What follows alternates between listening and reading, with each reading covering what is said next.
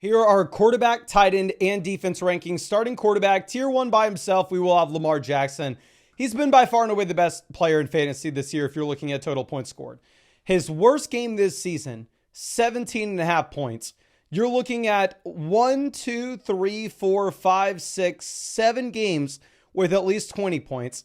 The last time that he played Cincinnati, the man came out and had 4 passing touchdowns. Can't wait to play him on Thursday night. If you have him, can't wait to freaking watch this game. And also, I will say over there on Underdog Fantasy, my favorite pick this week is probably going to be Lamar Jackson, higher than 1.5 passing touchdowns. Now, of course, I am one for about 824 on our Underdog calls this year, so I'd highly recommend fading me if you get the chance. But of course, if you wanted to tell us on that, you can find the link to Underdog Fantasy in the description, comment section. Code FLOCK will hook you up with the 50% deposit bonus up to $1,000. Plus, you're going to be getting a free Lamar Jackson pick, more than less than half a total yard for tonight's game, and a free team review in the live stream that we're doing every single night. Now, let's move over to our next tier. We're going to have Jalen Hurts, Josh Allen, and Jaden Daniels. So we did have A.J. Brown back at practice on Wednesday. And remember, you actually got to trade for Jalen Hurts on the cheap potentially earlier this season before the bye, because you had the 3-game stretch with no A.J. Brown where Jalen Hurts was pretty disappointing. I mean, you had 2 games with fewer than 20 fantasy points. But since then, you are looking at 21, 22, 35, and 29 fantasy points was the clearest, easiest buy low call we made all season. We're definitely wanting A.J. Brown in this offense, right? For Jalen Hurts, A.J. Brown opens everything up. A.J. Brown helps every area of the football field here. Devonta Smith did miss practice, though, on Wednesday, so that'll be something to monitor. Josh Allen will be our next guy. With Allen, Amari was at practice. Keon Coleman missed. This game going up against Indianapolis, while Darnold turned the ball over last week, really opposing quarterbacks shouldn't have an issue here. Jaden Daniels will be our next call. Daniels will be at the bottom of this tier because, to be fair, it is a pretty damn bad matchup going up against Pittsburgh. But also, at the same time, if we remove the game where he left with the rib injury against Carolina, really you've only had 2 games this season with fewer than 20 fantasy points. And one of those contests, you had 19.86. Now, going down to our next tier, we're going to have Joe Burrow. Burrow, I want to say, okay, well, let's be a little bit cautious because you have no T. Higgins in this game, blah, blah, blah. Well, the last game we had no Higgins, Joe Burrow had 5 passing touchdowns.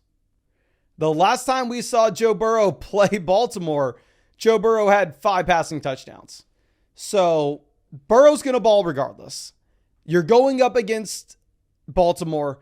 This game has the highest over-under of any game in the NFL this week. You are a 7-point dog, so it's probably not going to be a spot where Cincinnati can play slow football and just run it over and over and over again and rely on their defense. We know Baltimore's going to be able to put points up on the board. Cincinnati is going to be forced to try to keep up. Brock Purdy will be our next option. Purdy's been great over the past 3 weeks. Over the past 3 weeks, every single game, we have seen at least 20 fantasy points. Also, you've seen 3 rushing touchdowns over the past 2 games he's played. And also, you've had about 40 rushing yards per game in those contests as well.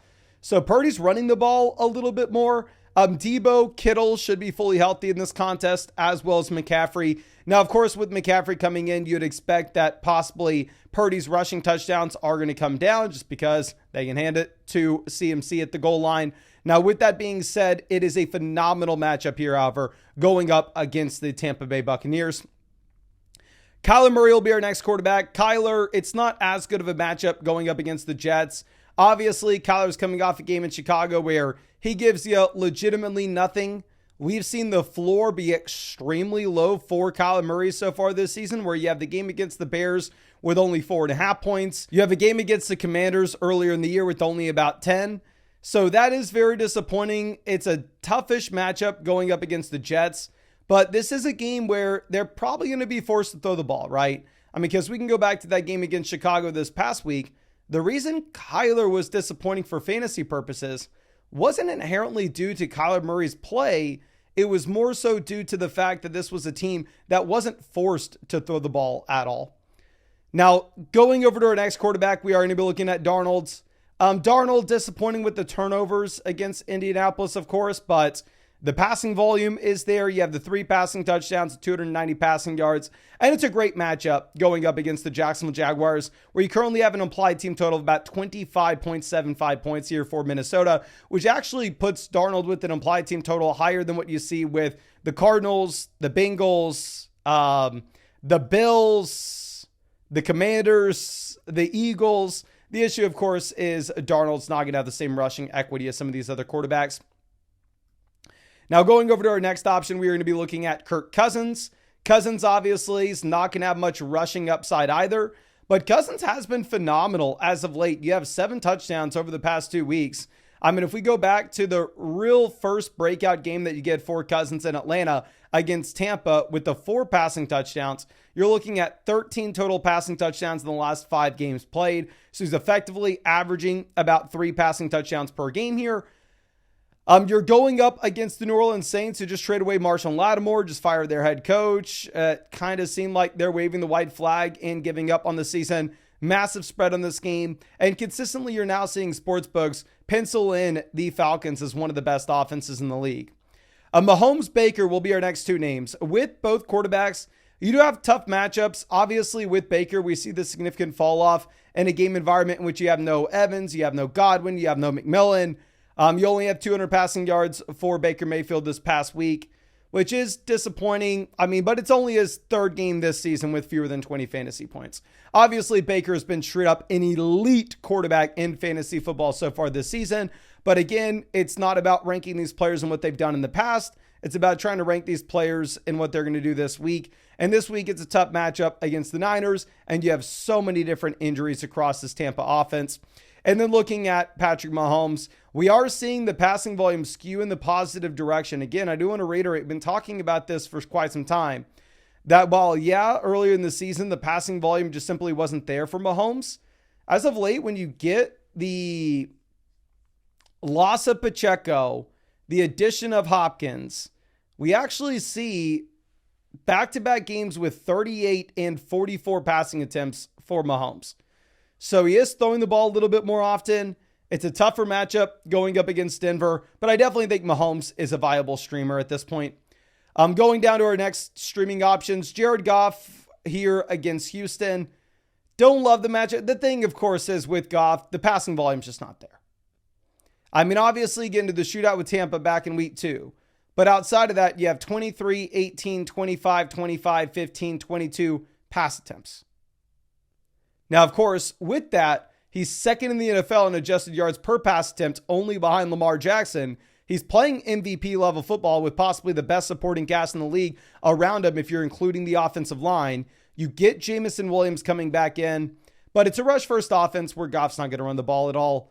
Matthew Stafford won't run the ball at all, but obviously Stafford's been so much better over the past 2 weeks as you would naturally expect him to be once you get Puka Nacua as well as Cooper Kupp back in here.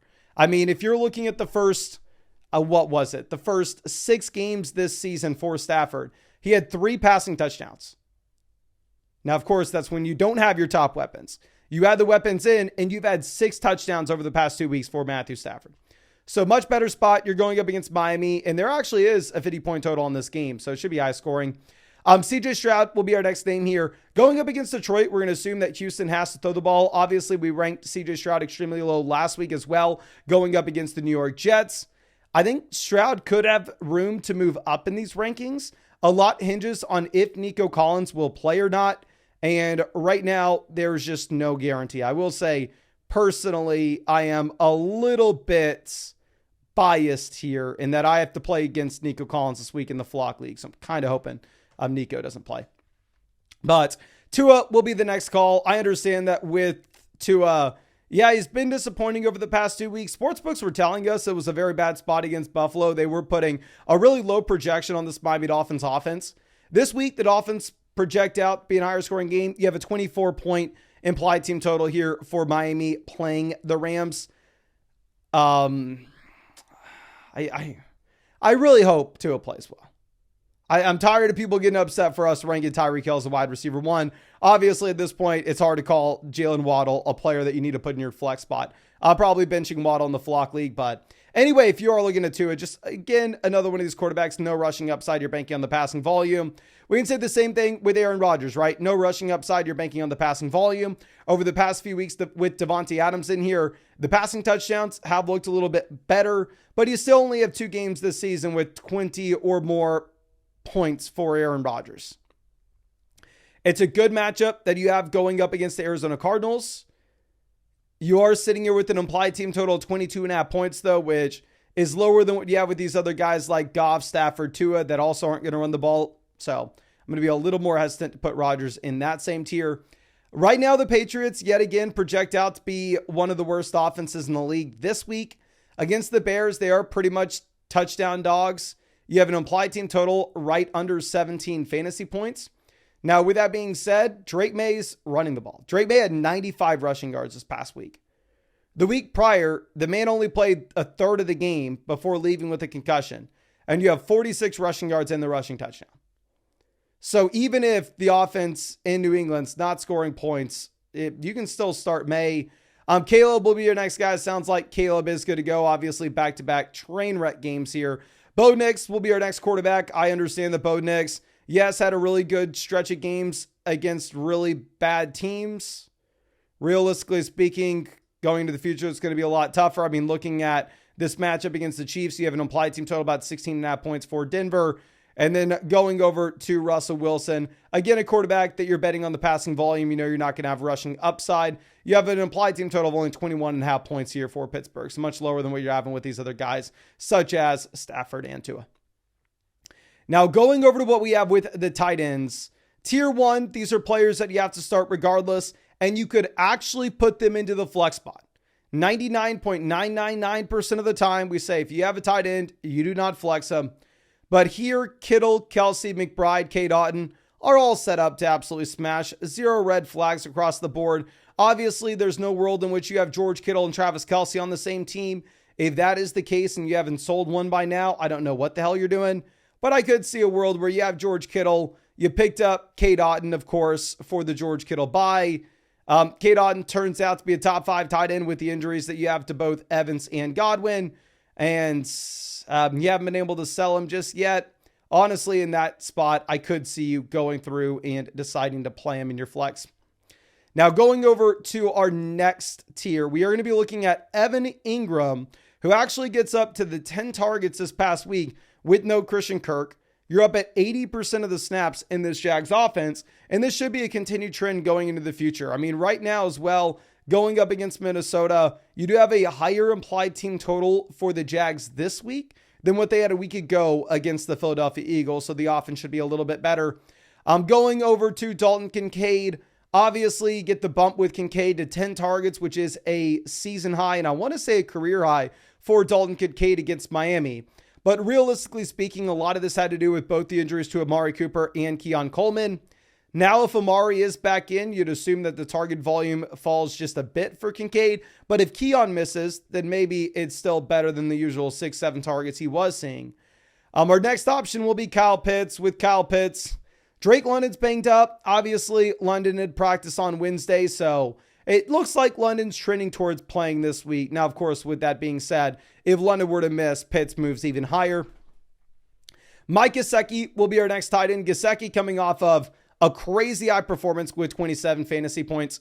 Now, again, he only played 36% of the snaps, but Eric All Jr. is on the IR with the torn ACL. And at the same time, T. Higgins looks to miss this week. And there have been 4 weeks that T. Higgins has missed this season.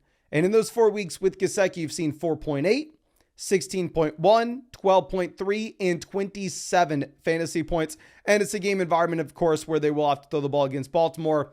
Our next here will be Dallas Goedert, who was back at practice on Wednesday. Devonta Smith was not. So if Goddard's 100% good to go and Smith misses, Goedert could even move higher than this. And then we will have Jake Ferguson. Ferguson, you see the 10 targets. CeeDee Lamb was not at practice on Wednesday, so expectation is there's a good shot that Lamb does end up missing here. And if CeeDee Lamb were to miss, then at that point, obviously, Ferguson is just guaranteed the target volume. But it is just an absolute garbage offense here with an implied team total of only 17 points with no Dak Prescott. Now, our next tier, it pains me to put Sam Laporta this low, but I have to. I have Sam Laporta in the Flock League. I drafted him a bunch of underdog drafts. I thought he was a steal in round 4, and dear God, it's probably the worst call I've made this year. It's horrendous. And I'm stuck with him on my own team going, what the hell do I do? He's just good enough where you get the little sprinkle in of the 17 fantasy points 2 weeks ago, where I started thinking, oh, okay, it's an elite offense. He was the best rookie tight end of all time. Maybe we look to hold on to him. Maybe we look to start him. He's just good enough not to get cut from my team. He's not good enough to sell him for anything. Nobody would buy him. It's a game environment against Houston where yet again, the Lions project out to be one of the best offenses in the league. That's to nobody's surprise. I mean, going through and looking at the target volume that you've had in this offense, or let's look at the receptions. You've seen one game with more than 4 receptions for Sam Laporta this season. One game. Friggin' sucks. I hate it. Hunter Henry will be our next guy. Hunter Henry's been great with Drake May under center. You look over the past month, 13, 17, 9.5, 12.5 fantasy points. These are the type of numbers that Sam Laporta dreams of, that I dream of as a Sam Laporta drafter. Realistically speaking, the implied team total difference between New England and Detroit's like 10 points. So I have a hard time going with the guy in the much worse offense, even if I should. Taysom Hill will be our next option. I know Taysom crushed last week. Trust me, I had to play against him. It was brutal. But at the same time, I do want to see what the new coaching staff does here with the Taysom usage. Now, of course, you have no Olave. You have no Shaheed. You have no Bub Means. You have no Jamal Williams. You have no Condre Miller. Pretty much every skill positional player here is hurt outside of Alvin Kamara and Taysom Hill. I don't see how they don't use Taysom. Hawkinson, last week, we threw him in the range of guys where we said, like, okay, can't really play him unless we see the production and then you can play him afterwards. I think we're still in that waiting period with TJ Hawkinson, where if he comes out and you get a spike week, he balls out, then at that point, sure, go ahead, put him into your starting lineup the week after.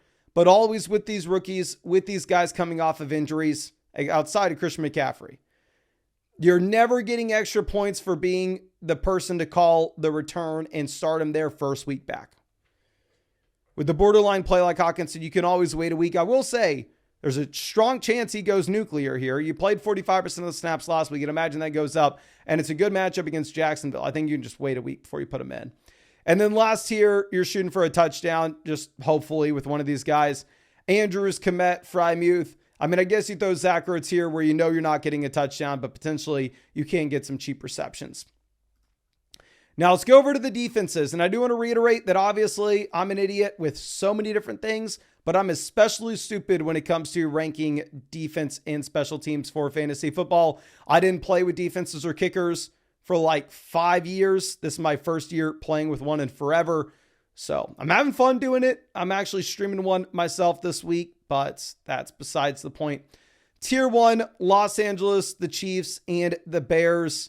Looking at Los Angeles, they're playing Tennessee. Tennessee projects out to be the worst offense in the NFL this week, according to Las Vegas Sportsbooks. They have an implied team total of 15.5 points. The Chargers have had a top 10 defense this season in fantasy football and total points. Over the past 2 weeks, they've scored 12 and 19 fantasy points, 3 interceptions against Jameis. The Chiefs, obviously, phenomenal defense for real life purposes. Fantasy football, not so much, where we've only had 1 touchdown, not a ton of turnovers, not a ton of sacks, but you do have a really nice projection here going up against Denver. And then same thing with Chicago. Chicago's actually been a much better defense than what you've seen with the Chiefs so far this season. And Chicago's a great matchup against New England, where New England also projects to be a bottom 5 offense in the league this week. Now, our next here will be the Eagles and the Giants. Really funny to throw the Giants here, but obviously you get to go up against Carolina. It is a London game, I apologize. It is a Europe game, so obviously there's a little bit of uncertainty. And with the Eagles, typically you would never rank them this high going up against Dallas, but with the injuries to both Dak Prescott and CeeDee Lamb, they look to be much more viable. The Vikings defense has been the best defense in fantasy football so far this season. You're sitting with 3 touchdowns. Now, of course, touchdowns aren't super predictive of future defensive touchdowns because it's such a small sample, but still ton of turnovers, a decent amount of sacks, really good matchup against Jacksonville where you're 5.5 point favorites as well. I'm going over to the Bills. The Bills, you get to play Indy. I mean, obviously the Vikings didn't generate a touchdown against this Indy offense last week, at least on the defensive side of things, but they did have both a fumble recovery as well as an interception. And then going over to San Francisco, you're playing Tampa. Tampa's had one of the best offenses in the league, but obviously with that being said, now you don't have Evans, you don't have Godwin, and we don't even know if you have McMillan or not. So I think San Fran, great play. You have an implied team total of 22.5 points for Tampa. Those top 8 defenses would be my most exciting ones. Afterwards, we're going to have the Lions, Falcons, Commanders, whatever order you really want. The Falcons get a great matchup against New Orleans, where literally their only healthy players are Taysom Hill and Alvin Kamara. The Lions have had a great, not only great team, great defense. The Lions have literally had an interception in every single game so far this season. The Commanders, you're actually pretty heavy favorites here against Pittsburgh. And then our last tier, where if you are just absolutely desperate, you have teams like the Cardinals, Patriots, and Ravens. But yeah, the Ravens, I started them last week in a really plus spot against the Denver Broncos. It's just going to be tougher this week going up against Cincy, of course, but I really do appreciate you and really hope I was able to help you out in some way with this. Of course, I'll be live streaming later tonight. And for tonight's game, if you wanted to tail me with Lamar Jackson higher than 1.5 passing touchdowns, you can find that link in the description and the comment section. If you use promo code FLOCK, you're going to be getting a 50% deposit bonus up to $1,000. Plus, you're going to be getting a free Lamar Jackson pick, more than less than half a total yard for the game tonight. And on top of that, you are going to be getting a free team review in the live stream we're doing every single night. Just make sure you set up an account on flockfantasy.com with the same email address as your account on Underdog Fantasy. That way we're able to go ahead and accredit you with that free team review voucher. But thank you again. I really do appreciate you and really hope we get to see you out in the live stream later tonight.